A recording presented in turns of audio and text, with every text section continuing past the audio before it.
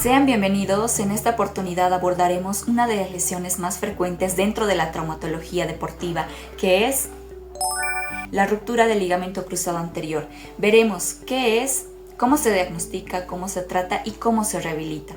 Es una lesión muy frecuente, pero que requiere un manejo preciso y oportuno. Acompáñanos y aprendamos todos juntos. Como objetivos de aprendizaje tenemos, número 1, conocer qué es la ruptura del ligamento cruzado anterior, aspectos anatómicos, biomecánicos y cómo se diagnostica. Como segundo objetivo de aprendizaje tenemos conocer las opciones de tratamiento y los pasos básicos de la rehabilitación. Anatomía y biomecánica del ligamento cruzado anterior. La articulación de la rodilla es la articulación más grande y compleja del cuerpo humano, es una articulación sinovial de tipo bisagra modificada, que permite principalmente movimientos de flexión y extensión, con algo de rotación cuando la rodilla está en semiflexión. La articulación de la rodilla está formada por 3 huesos, el fémur, la tibia y la rótula, anexados entre ellos por los cartílagos y los meniscos que amortiguan y estabilizan la articulación. Los ligamentos cruzados son esenciales para la estabilidad anteroposterior y rotacional de la rodilla, especialmente durante movimientos complejos como correr, saltar o cambiar de dirección. Los ligamentos cruzados son intraarticulares pero extrasinoviales. Tenemos al ligamento cruzado anterior, que se origina en la parte anterior de la tibia y se dirige hacia arriba, atrás y afuera para insertarse en la parte interna del cóndilo femoral lateral. Función: evita el desplazamiento anterior excesivo de la tibia sobre el fémur. El ligamento cruzado posterior se origina en la parte posterior de la tibia y se dirige hacia arriba, adelante y adentro, hasta insertarse en el cóndilo femoral medial. Función: evita el desplazamiento posterior de la tibia sobre el fémur. Tenemos también a los ligamentos colaterales. Ligamento colateral medial o tibial, une el fémur con la tibia y también se conecta al menisco medial, estabiliza frente a fuerzas en valgo. Ligamento colateral lateral o fibular, une el fémur con la cabeza del peroné, estabiliza frente a fuerzas en varo. El ligamento que más frecuentemente se lesiona es el ligamento cruzado anterior. Mecanismo de lesión. Existen 2 tipos de mecanismo de lesión que son, lesión sin contacto y lesión por contacto. Lesión sin contacto, estas pueden variar según el deporte, pero la mayoría de las veces implican un cambio de velocidad o la generación de fuerza multidireccional en la articulación de la rodilla al soportar peso. Como, rotación interna del fémur con el pie fijo y la rodilla en valgo. Lesión por contacto, estas suelen ser resultado de mecanismos lesionales de alta energía. Podría incluir luxaciones traumáticas de rodilla o lesiones de alta energía en el campo. Es menos frecuente, pero más violento como golpes directos a la parte lateral de la rodilla mientras el pie está fijo en el suelo, lo que genera una combinación de valgo forzado y rotación. Hiperextensión forzada producto de un impacto directo anterior a la rodilla extendida. Este tipo de mecanismo es muy común en deportes como fútbol, baloncesto, esquí o gimnasia. El diagnóstico de la rotura del ligamento cruzado anterior puede ser clínico o por estudios de imagen. El diagnóstico clínico se realiza a través de la historia clínica y por pruebas físicas. En la historia clínica debemos considerar que suele presentarse en personas jóvenes y activas, comúnmente durante deportes de contacto o con movimientos bruscos de giro. Los datos claves que debemos indagar al realizar la historia clínica son, el mecanismo de lesión, ya que se da con movimientos de desaceleración, con un salto con una mala caída o con un golpe directo en la cara externa de la rodilla. La sensación de poco chasquido en el momento de la lesión. El dolor agudo inmediato, que en algunos casos puede ceder con el tiempo. La hinchazón rápida, puede haber incluso una hemartrosis las 2 primeras horas después de la lesión. Y la sensación de inestabilidad o fallo de la rodilla, que se presenta al caminar o al intentar apoyarse sobre el miembro afectado.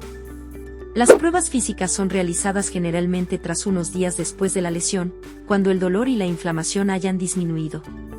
Dentro de estas pruebas tenemos, la prueba del Lachman, que es la más flexible, se la realiza con la rodilla a 20 a 30 grados de flexión y se va a observar un desplazamiento anterior excesivo de la tibia respecto al fémur con una sensación de resistencia o de un frenado o paro blando. La prueba del cajón anterior se realiza con la rodilla a 90 grados de flexión, es similar a la del Lachman, pero es menos sensible, es positiva si existe un aumento del desplazamiento anterior de la tibia.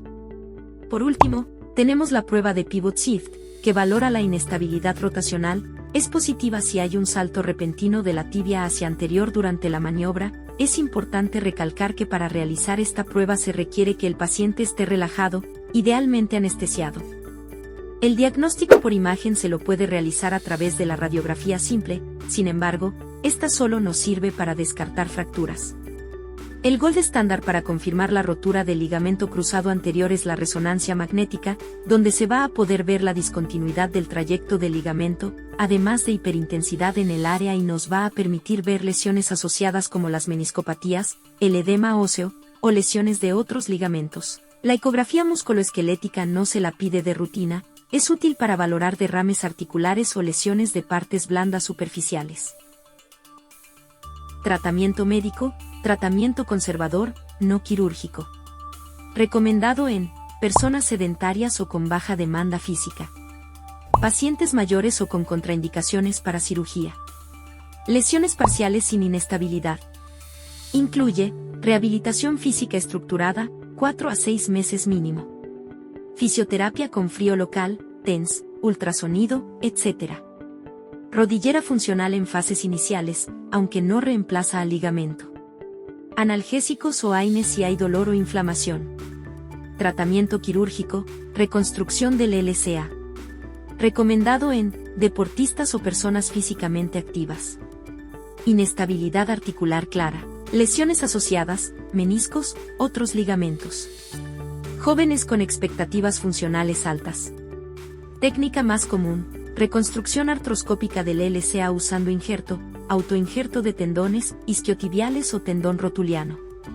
Aloinjerto, de donante, si el paciente lo prefiere o ya ha tenido cirugías previas. Rehabilitación después de una lesión de ligamento cruzado anterior. La rehabilitación debe ser progresiva y estructurada. Se divide en fases que incluyen control del dolor, fortalecimiento, propiocepción y readaptación deportiva. Fase aguda, que dura aproximadamente 2 semanas. Durante los primeros días, el protocolo RICE sigue siendo muy útil: reposo, hielo, compresión y elevación.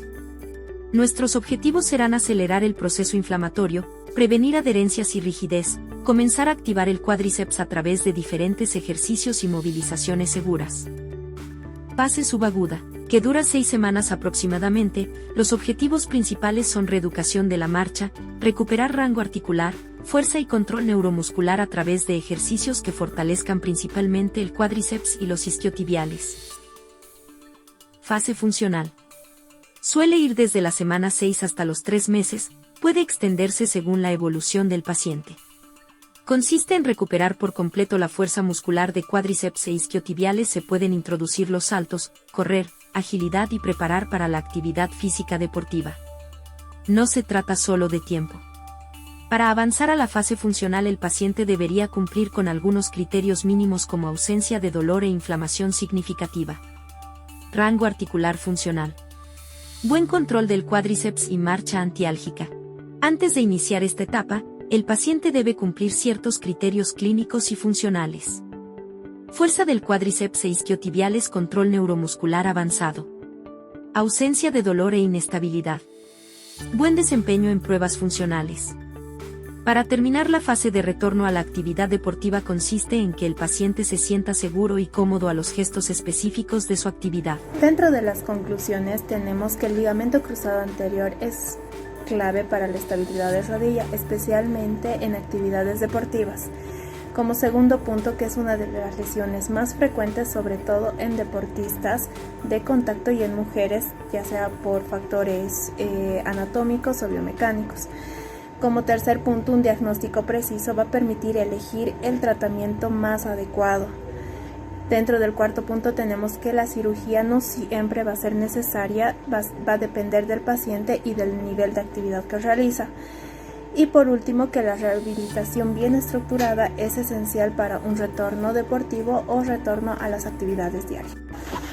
Dentro de las recomendaciones mencionaremos 4. Como primera, que fomentar programas de prevención en poblaciones de riesgo. Como segundo, adaptar la rehabilitación según las necesidades y los progresos individuales. Como tercer punto, evaluar bien antes el regreso a sus actividades, como ser de la vida diaria o a nivel deportivo. Como último, que sería educar al paciente sobre la prevención y el fortalecimiento a largo plazo.